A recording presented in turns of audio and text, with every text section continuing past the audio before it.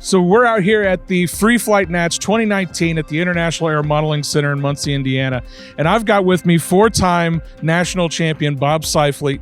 Bob, thank you so much for taking some time to talk to us a little bit. It's my pleasure to be here today with you.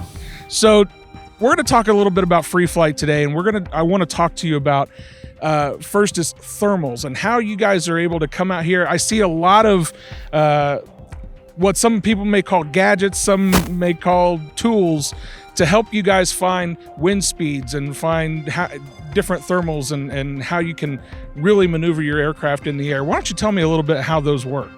Okay, well, the basic premise of the thermal, of course, is rising air, which is warmer than the ambient air and rises. And the idea is to put your model into it and it'll take it up high so you make very long flights.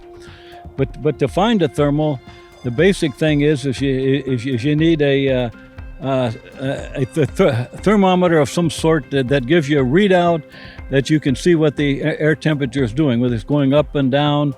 And some people have elaborate things, a digitized computer screen with a sensor, and you can see the history, the last 5 minute or so history of what the air temperature is doing. So when the temperature goes up and stays up for a while and starts back down, well, usually that means the thermal is passing by. And along with it, you use the anemometer to see what the wind is doing. And, if you got just a steady breeze and the temperature rises and the breeze dies down a little, why, this means that if the thermal's pulling the air upwind a little bit, and then when the breeze hits and the temperature goes down, that's usually an indicator the thermal is passing by. And along with that, almost everybody has a streamer up on a pole, so that gives you some indication of what the air is doing, which way it's moving, and if it's a strong thermal, the streamer will even point up a little bit. And so that's the gadgetry in simple. Some people will use bubble machines to put bubbles in the air to see what the bubbles are doing. That's an indicator. Or some people, like me, I just use milkweed. I collect milkweed pods, and I just throw the milkweed things up in the air, and they float up fast. Why, that's rising air too.